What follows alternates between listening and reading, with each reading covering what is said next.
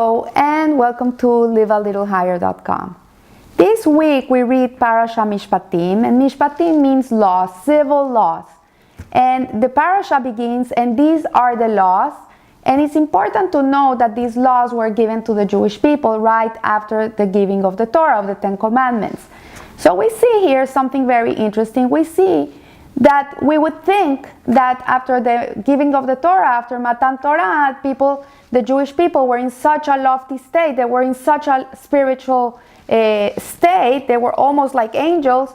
Like, why would God come and give them laws that are mundane, they're the day-to-day dealings with people, in business, with your employers, with your employees? Why would Hashem come and give us this right after Matan Torah? And why didn't He give us the more esoteric part of the Torah, the more mystical part of the Torah?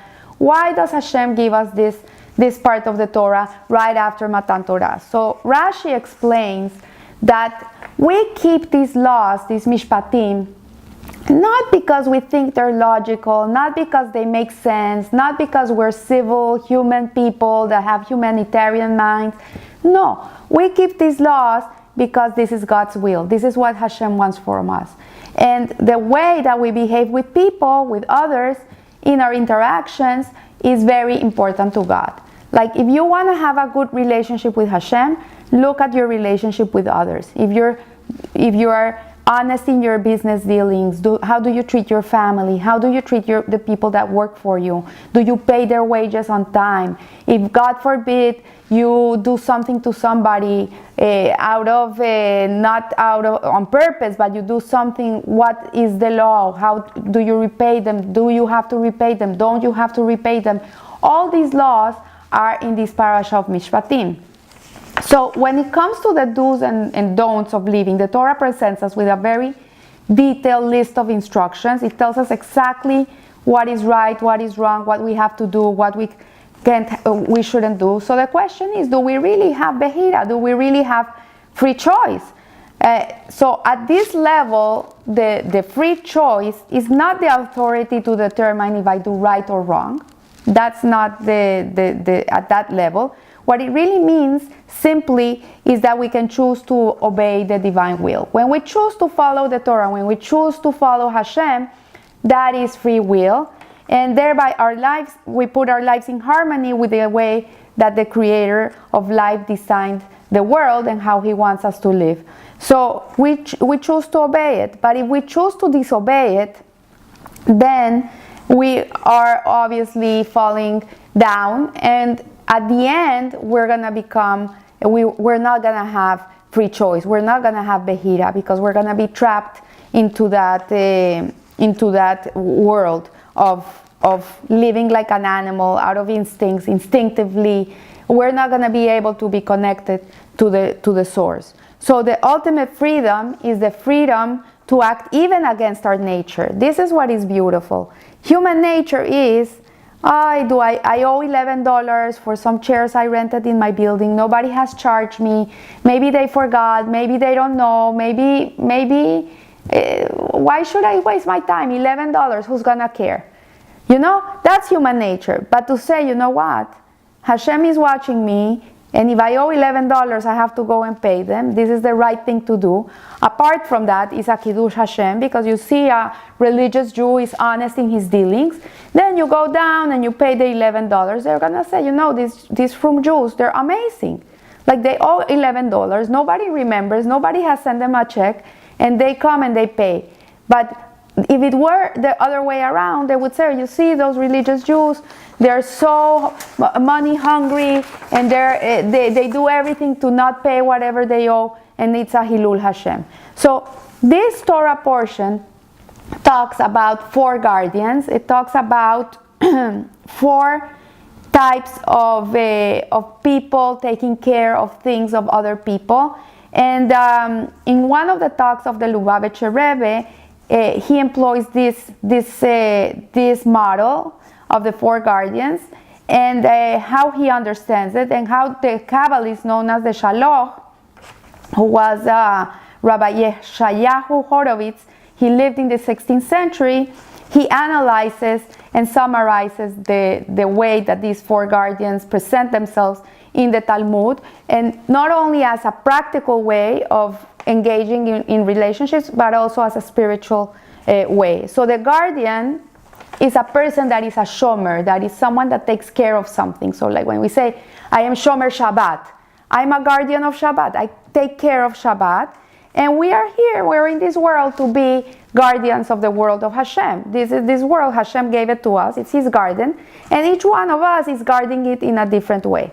So in a practical level, there's 4 types of guardians. There's the unpaid guardian, the unpaid shomer, the paid guardian, there's the person that borrows, and there's the person that rents. So an unpaid guardian is a person that takes care of someone else's property or valuables. Like for example, if I'm going away on a 1-month vacation, I can ask my neighbor, you know what, can you come into my apartment once a month and make sure that everything is okay? Can you come in and put some water in my plant or whatever? And she says, sure, Margie, I'll do it with all my love. Don't worry, leave me the key. So she's an unpaid guardian. She's taking care of my possessions and she's not gaining any benefit from it. She's just doing it for me. And so this person, if God forbid something would be lost or something would be damaged or something would be stolen, this person is not obligated to pay me. He's absolved of any responsibility, and so that's what it is. So then you have the paid guardian. So this would be the same case scenario, but instead of my neighbor doing it for free out of goodwill, she's charging me an amount of money to do it. So let's say she says, Margie, I'll charge you $100 for the month you're away, and don't worry, I'll take care of your things. So this person has more liability than the other person. This person is really responsible for my possessions. So if something is damaged out of negligence because she was not careful, like for example, I paid her one month to come and look at my apartment, and suddenly a pipe breaks in the apartment and the apartment is flooded and she never came in to check. After a month, I have to change the floors and she's responsible for that because I paid her. So she has some liability. Then you have the borrower, and this is a person who has the highest liability because this is a person that's lending things from you. So for example, your neighbor, she asks you to borrow your china. She has a big dinner, she needs your china, and she wants to know if you can lend it to her. So you lend her your china. What happens to be the dog jumps over the china and the whole china is broken? What does she has to do? She has to pay me the china. She has to give it back to me. So she has a big liability. Then there's the renter, which is another category. And the renter is a person that is responsible for the property of his fellow, but he's paying for the use. So for today, many people rent apartments, rent cars, you know. So you are paying to be able to live in that apartment or in that house for a month or 2 months or whatever, or for a years, whatever it is. So this person has a certain amount of liability, but it's not the amount of the liability of the borrower, for example, because this person is paying. So if something is damaged because it was worn out or something was damaged it was not his fault, he's not liable. But if something is damaged because you burned it or you broke it or you did something that it's because of your negligence, then you are liable. So here there's 2 opinions in the Talmud about the renter. So Rabbi Yehuda rules that he is as the unpaid guardian who is responsible only for outright negligence. So he's saying like the unpaid guardian that has no responsibility whatsoever unless he's negligent with something, then he doesn't have to pay. And then you have Rabbi Meir, and he's of the opinion that his obligations are identical to those of the paid guardian, and he is liable also for avoidable damages such as loss and theft. So let's see what this means, and this raises the question, why then do we say that there are 4 categories of guardians? Why is the renter regardless as a category unto itself? If the laws that govern a renter culpability are identical either with those of an unpaid guardian or to those of the paid guardian. So let's see what this has to say, and let's try to understand the basis of this debate between Rabbi Yehuda and Rabbi Meir regarding the status of the renter. So let's see. A person that rents an object is renting the object because he needs to derive some use from it. Like you're gonna rent a car when you go to Miami, obviously it's because you need a car. So, and pays the owner for his privilege. You're paying for the car. So according to Rabbi Yehuda, the payment offered by the renter is in return for and of equivalent value to the right of use of the use he enjoys. Therefore, the fact that he benefits from the possession of his fellow's property and the fact that the owner is paid should have no bearing on the level of responsibility, and they cancel each other out. So whatever he's paying, if the car got bumped and he has a scratch, he's not responsible because he's paying for it. Then comes Rabbi Meir, and he doesn't disagree completely, but he has a complete different perspective on this subject of the renter. And according to Rabbi Meir, the primary use should be not how much a guardian receives in return for his trouble, but why it is in his possession in the first place. So why does he have to have this object? So the question of payment or non-payment is secondary. In the case of both the paid guardian, the person that is taking care of your property and you're paying him to do that, and the unpaid guardian, the object has entered the domain of the sake of, or for the sake of the owner. Like if I'm taking care of your house, really it's for your sake. I'm doing you a favor. It's not for me, it's for you. So the responsibility really is minimal. In the case of the unpaid guardian, it is limited to outright negligence. In the case of the paid guardian, the fact that there is also some benefit for the guardian means that at the level of responsibility is really raised a notch. So the unpaid guardian really here, according to Rabbi Meir, has no responsibility for anything. If something gets damaged, it's not his fault. He doesn't have to pay. So, but in the case of the borrower, we see Rabbi Meir says that the opposite is completely true, because a person that borrows something from somebody is for his own benefit, and he's 100% liable and 100% responsible for whatever happens to that object. And then Rabbi Meir sees it that the paid guardian is basically an unpaid guardian who has been paid to be slightly more responsible. Like really you're paying him only to give him responsibility. That's the only reason you would pay. So here we see that according to the Talmud and according to Rabbi Meir, there are 4 guardians, though their laws are 3. Indeed, the classification of 4 guardians is attributed solely to the Rabbi Meir. Rabbi Yehuda says that they fall into 3 categories, and that the renter is not like something that you even take into consideration. So on the spiritual plane, how does this affect us? So here the Rebbe says that the role of a man or a woman or anybody in this world is that of a guardian. We are guardians. We come here to shomer the world. We come to take care of the world. And God took the man and placed him in the Garden of Eden to work it and to keep it. This is Genesis 2:15. And the Creator entrusted his world to our care. We have to take care of everything here. And he's charging us with the responsibility of safeguarding and developing the resources which he has granted and made available to each individual. So it makes sense. We have to take care of the world. If not, we're going to ruin it. And the Torah laws of guardianship address some of life's most central questions, like, for example, whose life is it?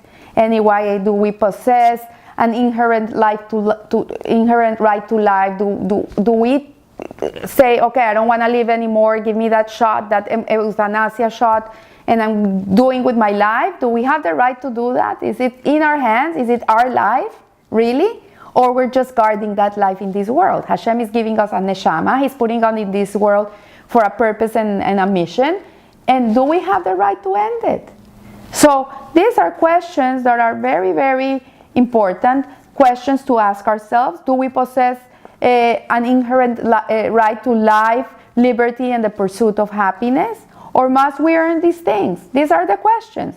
So what are our responsibilities towards the Creator, and the rewards we might anticipate in reciprocation, and what is the correlation between these responsibilities and the rewards? So let's see, the 4 guardians, using Rabbi Meir's model, represent 4 different approaches to life. And we see here the first one, which is the unpaid guardian, is a person that comes into this world to take care of Hashem's world. And he's not expecting reward, he's not expecting anything, he has no expectations, 0 entitlement, he sees his life as a gift, and he's only here to take care of God. This is the unpaid guardian, and he has no liability in the world. He's really not liable to anything. On the other extreme, you have the borrower who is given what he's given for his own benefit. So this is a person that says, oh yeah, Hashem owes me. He put me in this world. I didn't ask to be born. He put me in this world. He owes me. Let's see what he's going to give me. So if I do this, he should reward me with this. So this is the mentality of the borrower who thinks that everything is for his purpose in life is self-fulfillment and self-realization. And he doesn't accept his obligations as something that is something that he should do. It's like he's doing it for his own benefit. He's only thinking about himself. So the paid guardian and the renter occupy the middle ground here between the 2 extremes, between the unpaid guardian who is altruistic, has no agenda of his own, and the borrower who is, on the other hand, is me. So here the paid guardian and the renter are like in the middle ground. And on the issue of why are we here? So they differ as much as do the unpaid guardian and the borrower, but they each temper their perspective in life with the idea of payment. So the spiritual renter is a borrower, but he feels that he owes also. He takes from the world, but you know what? Hashem has been so good to me this year. He's been so nice to me. I'm gonna do this mitzvah for him. That's how he feels. I cannot take everything for free, but nevertheless feels that he ought to earn the privilege. He feels like he doesn't deserve to have things for free. The paid guardian is like the unpaid guardian in that he sees the fulfillment of God's will as the ultimate purpose of life. So he differs only that he reserves for himself a small corner of self-interest, and he feels that he also deserves something of a life of its own. So it's the person like, I know I'm here in this world, this is Hashem's world, I come to take care of it, but you know what, it's nice if Hashem shows me some love. This is the paid guardian. So our sages tell us that God deals with us measure per measure. Mida keneged mida. What goes around comes around. So Rabbi Israel Baal Shem Tov, he used to say the verse of Psalms 121, he would say, God is your shadow. And what does it mean? It means like wherever you go, your shadow will follow you. This is what it is. So whatever we do, Hashem is showing us what we're doing. Life really is a reflection of your actions. Anything that is going on in your life is what you're giving to life. So man has been given free rein to choose whichever mode of guardianship he wants to define his life with. Man may choose the free lunch approach of the borrower, but then says the Almighty, you must take full responsibility as well. So if you're going to be a borrower in this world, you are more responsible than anybody else. And on a person may assume a renter's self-definition, in which case he's relieved of some of the responsibility of the borrower because he senses his indebtedness to the Creator. So he has a little bit of a feeling that he owes to God, And then we have here the burdens of life on his own, and the same is true for the paid guardian. True, he has not given completely himself over to the guardianship, reserving his right for reward, but his basic approach to life is that it's not his, but it is God's life. Like he feels like I'm here because of Hashem, responding measure for measure. And the Almighty relates to him in a similar fashion. And then we have the unpaid guardian, who is what we should aspire to become, who is absolved from vulnerability to everything save outright negligence. Like if he's negligent, he pays. Like cause and effect, there's you, whatever you give, that's what you take. And as long as he remains faithful to his mission in life, he need not be worried by the trappings of the material world, because he has relinquished all vestiges of self, because he sees his life solely in terms of his service of his Creator, and God takes full responsibility for his life. So this is very interesting. Ask yourself which one of these four are you, and do some soul searching and see what is your agenda in this world, and maybe you can turn it up a notch. So I wish you a beautiful week, and remember, live a little higher. Thank you.